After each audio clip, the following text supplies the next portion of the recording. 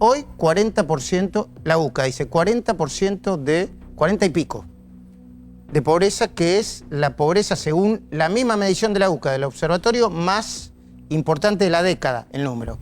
¿Qué tiene para decir Luciano? Evidentemente, en materia de inflación, el gobierno ha tenido enormes dificultades que comenzaron en el año 2018. Desde entonces no se pudo salir con los dos programas del Fondo Monetario y eso ha tenido un impacto innegable en la pobreza, que además se agravó con el salto evaluatorio después de las PASO, ¿no?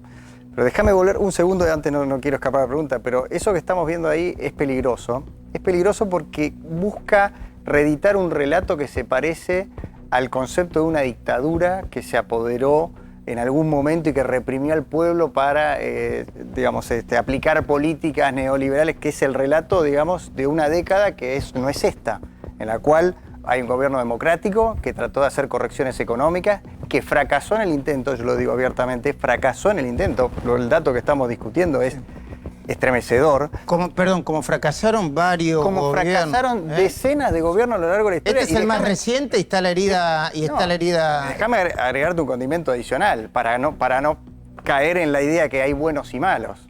La historia de Argentina del último siglo es que los populismos, una vez que se instalan y generan condiciones de desajuste que después requieren tremendos ajustes sociales, lo que ha pasado en la Argentina muchas veces y con gobiernos incluso con gobiernos militares y gobiernos democráticos, es que las correcciones, el intento de salir del populismo, genera las condiciones materiales para el retorno del populismo. ¿Qué quiere decir esto? Insatisfacción social, porque estamos haciendo los ajustes, tarifas, fiscales, externos, tipo de cambio, a la gente no le gusta eso, y las condiciones materiales, porque le mejoramos los fundamentos macroeconómicos para que después venga el despilfarro. Entonces lo que está diciendo Macri hoy es que no quiere repetir ese círculo vicioso perverso que tuvo Argentina todo el siglo pasado. Y te digo más, yo creo que el gran riesgo que tiene hoy Argentina es entrar en otros 20, 30 años de decadencia de estos intentos fallidos, y que el gobierno de Macri sea el primero de muchos intentos, cuando en realidad debería ser una bisagra para que Alberto construya sobre lo que ya hizo Macri ahora. Les voy a poner otro fragmento de Macri, vos volvé a lo que quieras, Eduardo. Liderazgo mesiánico es un tópico que planteó. No hay que volver, creo que dijo, a los liderazgos mesiánicos, dijo Macri hace unos minutos. Siempre les dije la verdad, como debe ser en esta Argentina que estamos construyendo. Tenemos que estar orgullosos de haber transformado una cultura del poder que fue protagonista de muchas décadas de nuestra historia. Ya no hay lugar para liderazgos mesiánicos. Vivimos 4 años de libertad total de expresión y de prensa, sin guerra contra el periodismo ni ataques del gobierno a quienes piensan distinto. Es un logro colectivo que nos merecemos mantener. Eduardo, ¿qué tenés que para decir de esto? De esto es lo que quiero. A ver, es complejo, porque decir que cambiamos la cultura del poder me parece que es decir... Es demasiado. Demasiado. No hemos cambiado la cultura del poder, porque entre otras cosas, si hubiéramos cambiado la cultura del poder, estaríamos más próximos a un acuerdo nacional entre las principales fuerzas para atender los problemas. La cultura del poder no la hemos cambiado. El presidente tiene muchos logros, pero también el presidente se valió de la grieta, se valió de esa diferencia que él quiere marcar. Yo lo que digo igual es que hoy las actitudes... Pero se valió electoralmente. Electoralmente y se valió en el relato. Ahora, lo que pasa que las actitudes de la expresidenta, si vamos a lo de ayer, por ejemplo, bueno... A lo del lunes. O lo del lunes, sí. Va a volver a generar estas reacciones.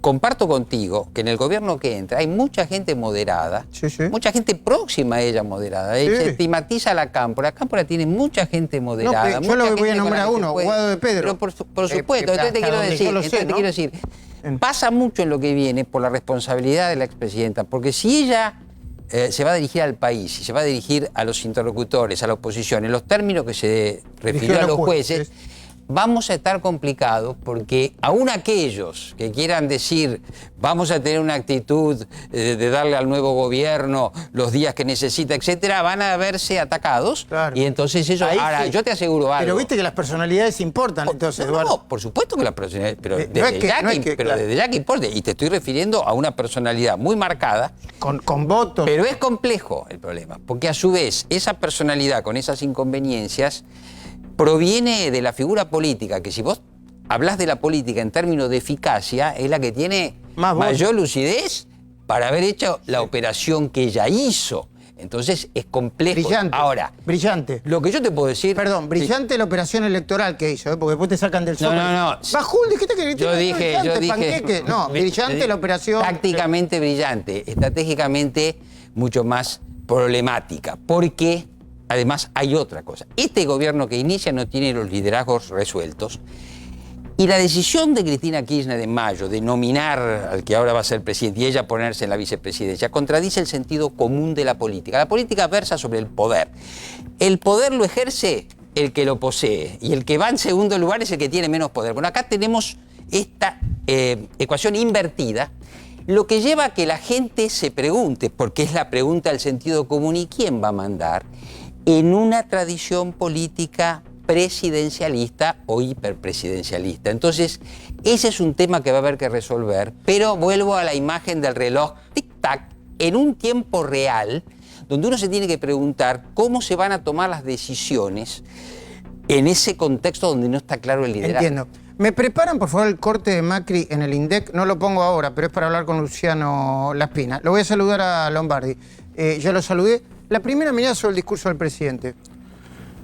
Indispensable. Tarde. La primera mirada es un discurso indispensable. Pero usted estaba entre los que decía que había que hacer la cadena nacional porque había ahí una discusión en el gobierno. No, me parece que se fue llevando a una situación donde todos terminamos pensando que era buena una cadena nacional para capitalizar la experiencia. ¿Por qué si no la hicieron durante...? ¿Por qué? Le voy a hacer una pregunta tonta. ¿Por qué no hicieron una cadena? ¿Por qué no hicieron una cadena para plantear la herencia que recibían? Si era correcta desde el punto de vista institucional, y perdón que le dé la espalda, Eduardo, y hasta político. El 1 de marzo de 2016, cuando el presidente habló y presentó el Estado del Estado en la primera asamblea, se lo dijo a todo el mundo. Nosotros nos ponemos medio ansiosos. El presidente asumió el 10 de diciembre de 2015, en 70 días se presentó el Estado del Estado. En 70 días no dijo la herencia que había recibido el gobierno y después, cuando lo dijo, parecía o tarde, yo le digo mi mirada, No, dale. Parecía tarde, mal y forzada en el medio de... Todo de nuevo es acumular experiencia. También es cierto... Perdón, no. También es cierto está intenso el debate, entonces... Que a un gobierno que tenía un enorme entusiasmo por hacer y una pasión por hacer, por un lado describía, yo he estado acá en este mismo programa o contigo en el programa del domingo, contando muchos de los desbarajutes que hemos recibido, muchas veces. Pero también nos salía la pasión por hacer, la pasión por cambiar, la pasión de miremos el futuro. También es una mirada positiva. Vos me decís a la luz de lo que pasó, fue una deficiencia, puede haber sido una deficiencia. Pero ahora justamente se corrige eso. Es decir, señores, los argentinos capitalizamos la experiencia. Decimos, así dejamos el país. Y además se fija la posibilidad de que cada gobierno lo tenga que hacer cuando se va. A mí me parece que eso es importante. Es importante porque es decirlo. Se aprende sobre la experiencia. La peor situación que podemos vivir todos como sociedad es la idea del círculo vicioso. Esa idea triste, pesimista, que siempre se vuelve como el mito de Sísifo, que empujaba la piedra, y cuando llegaba arriba se le tiraba la piedra para atrás de nuevo. De eso tenemos que salir. Me parece que el discurso hoy apunta a eso, es decir, construyamos sobre estas bases. Un poco lo que decía Luciano recién. Macri habló del INDEC, uno de los grandes temas que se discutió durante los 4 años del gobierno de Macri. Pues se empezó a discutir en 2007, cuando empezaron a manipular los índices de inflación. ¿Qué dijo Macri de eso? Recibimos un INDEC que manipulaba y escondía la información sobre cómo vivimos los argentinos. Además, recibimos estadísticas falsas o inexistentes en muchas áreas, como educación o seguridad. No imaginan lo difícil que fue tomar decisiones sin contar con información. Por eso me aseguré de que el mandato siguiente tenga la información que necesita para saber dónde está parado. Después de 4 años, dejamos un INDEC creíble y profesional, estadísticas reconocidas en seguridad y educación, una cultura de gobierno abierto y acceso a la información, de un Estado que dice la verdad y no esconde la información a los ciudadanos. Hace 2 semanas enviamos al Congreso un muy buen proyecto de ley para consolidar la independencia del INDEC, el sistema de estadísticas públicas. Confío en que el Congreso lo aprobará el año que viene. Bueno, el INDEC, yo supongo que el INDEC se manejó bien hasta ahora, ¿no? Yo no soy técnico, pero todo el mundo dice que lo manejaron de manera impecable. Impecable. Bueno, yo tengo una cosa. Yo me han preguntado muchos colegas, yo soy sociólogo. Sí. ¿Cómo se puede apoyar a un gobierno que destruye las estadísticas públicas? La estadística pública, que además permite también decir el índice de pobreza, hoy lo dijo la UCA, pero te quiero decir, la estadística pública es la base de la política pública, de modo que respetar la estadística pública es un gran logro. Yo te diría que si vos me preguntás a mí, de los mejores logros de este gobierno, por supuesto, es obvio. Y el acceso a la información pública, ¿no? Sí, la ley de acceso a la información pública. Sí. Perdón, con el Congreso también, apoyada con el Congreso.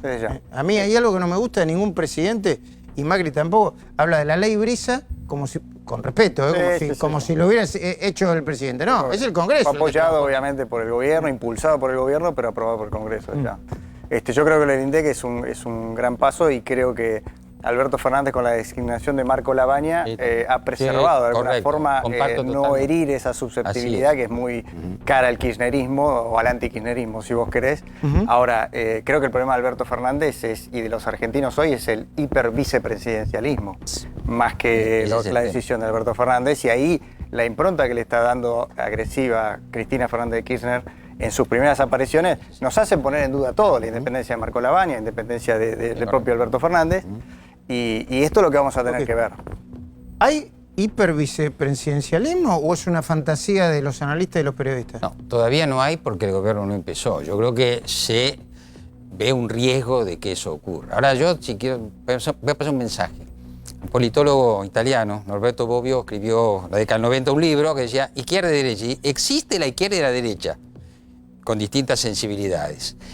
Vamos a pasar de un gobierno de centro-derecha a un gobierno de centro-izquierda. Es como si pasáramos de republicanos a demócratas. Es muy fuerte. Sí, pero hay un punto importante. Es como un péndulo. Sí, pero no, hay un punto importante. Sí, es un péndulo si vamos a los extremos. ¿Qué decía el profesor Bobbio? Más importante que ser de derecha y de izquierda es ser moderado en lugar de extremista. Y este es el desafío para Argentina.